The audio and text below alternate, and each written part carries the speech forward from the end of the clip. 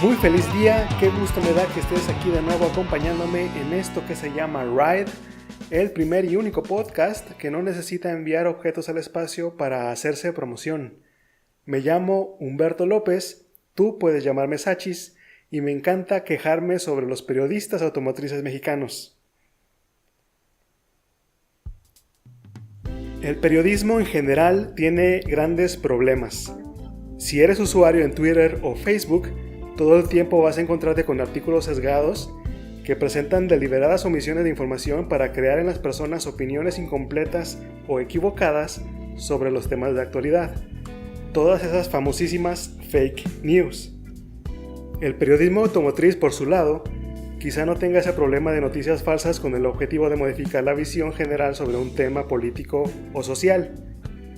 Pero sí existe un grupo muy peculiar de conflictos que le restan validez a lo que algunos periodistas comunican. Hay problemas grandes, serios, que seguramente tocaré en algún otro ride. Y hay otros más que seguro son insignificantes, pero que de cualquier manera me causan mucha decepción. Tengo que quejarme sobre cómo muchas veces los periodistas no saben de qué manera pronunciar el nombre de los autos o marcas sobre las que hablan. Estas personas tienen acceso a gran material de comunicación por parte de las marcas. Los invitan a presentaciones, a conferencias, reciben las novedades directo de los fabricantes, gozan de la oportunidad de comunicarse con personas que trabajan directo con las compañías que construyen los autos. Uno creería que ese gran privilegio les daría las herramientas para hacer un trabajo impecable. Y aunque no tuvieran el gusto de conocer personas que conocen personas que les pueden dar toda esa información, aún quedan otras vías para investigar un dato tan sencillo como la pronunciación de ese nuevo auto del que piensan hablar. Sin embargo, a pesar de todo eso, lo echan a perder. Debido a eso, es que me siento con la gran necesidad de presentar a ustedes una guía facilita para pronunciar los nombres de los modelos de autos y los nombres de las marcas también. Periodistas automotrices, su atención aquí. Primera regla. Si el nombre del auto está constituido con números, letras o una combinación de estos, se pronunciará en tu lengua nativa. Para los que usamos lengua española, esto quiere decir que podemos pronunciar estos nombres en español. Los fabricantes tienen grandes razones para ponerle letras y números a sus autos. La mayoría son cosas que les conviene a ellos. Se libran, por ejemplo, de problemas legales al usar un nombre similar al de otro producto de otra marca, y también se salvan de crear términos que podrían ser ofensivos o vergonzosos en una lengua distinta. Pero desde el punto de vista de consumidor también hay una ventaja. No importa dónde estés, siempre podrás pronunciar sin problemas el nombre de un auto con letras y números. Los símbolos en nuestro abecedario son prácticamente universales. La mayoría los reconoce, sabe qué son, y muy probablemente cada lengua tiene una manera de pronunciar cada letra. Mismo caso el de los números. Al final, estos nombres de letras y numeritos son los más amigables con el periodista automotriz despistado. Existe una excepción a esta regla. Si tú sabes cómo se pronuncia el nombre de letras y números en su lengua de origen, tienes la libertad de pronunciarlo así, pero no es necesario. Porque para eso tendrías que averiguar el idioma de origen para ese nombre y pues, qué lata, ¿no? Segunda regla. Si el nombre es un término que se originó en una lengua extranjera, trata de pronunciarlo como se haría en esa misma lengua. Aquí es donde comienza el reto de pronunciar un nombre porque requiere hacer un poco de investigación. No a todos los periodistas les agrada esa área de su trabajo, y eso me lleva a pensar que esta podría ser la regla que más atención debería recibir. Por ejemplo, está el nuevo automóvil deportivo denominado A110, de una marca francesa conocida como Alpine. Ese nombre se parece al término en inglés Alpine. Sin embargo, como el origen de esa marca es francés, debes tratar de acercarte a la pronunciación original. Otra muestra, otro deportivo. Existe el Koenigsegg Agera, y sabemos ciertas cosas sobre este. Para comenzar, que proviene de Suecia.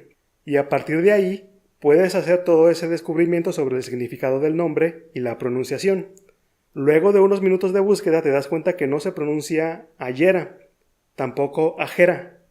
Queda como Agera. Un ejemplo más, el querido Bugatti Chiron. Descubrir la pronunciación de ese nombre podría ser un caso complicado. Primero, porque la marca parece italiana. Luego de tu investigación, la sorpresa está en que descubres que Bugatti en realidad es francesa. A partir de ahí, entonces, pasamos a buscar qué onda con el nombre del auto. Cuando haces tu búsqueda sobre el término Chiron, descubrirás que un posible origen para el nombre podría estar en la mitología griega. Entonces, si el término es griego, la pronunciación sería Chiron. Sin embargo, si avanzas con tu investigación, darás con el verdadero motivo por el que este hiperdeportivo se llama así. Resulta que no está nombrado a partir de la figura mítica griega, sino que es un tributo al piloto monegasco Louis Chiron. Y listo, averiguas cómo se pronuncia Louis Chiron y entonces tienes ya resuelto el nombre del automóvil. Existen otro par de nombres que particularmente son mal pronunciados de manera constante. Honda Odyssey. El nombre es en inglés, así que tratas de pronunciarlo en inglés. Odyssey no es la pronunciación correcta. Chrysler Voyager. Igual, el nombre es en inglés, se pronuncia en inglés. Voyager no es la pronunciación correcta. Existe una excepción a esta regla. Si el término extranjero tiene el mismo origen etimológico que el de una palabra en tu idioma natal, podrás usar la palabra de tu lengua. Eso lo describo más a detalle en la regla número 4. Tercera regla. Si el nombre es una combinación de un término en lengua extranjera y letras o números, las dos reglas anteriores se combinan. Esto quiere decir que pronunciarás el término extranjero como se haría en su lengua de origen, mientras que con los números y letras puedes elegir pronunciarlos en su lengua de origen o en tu lengua nativa. Si retomamos el ejemplo del Koenigsegg, existen distintas versiones del Agera. El Agera R, Agera S, Agera RS. Usas la pronunciación original en el nombre y usas tu lengua natal para las letras o siglas. Cuarta regla. Habrá veces que te encuentres con nombres de automóviles que son términos extranjeros, pero resulta que se parecen a una palabra en tu lengua natal.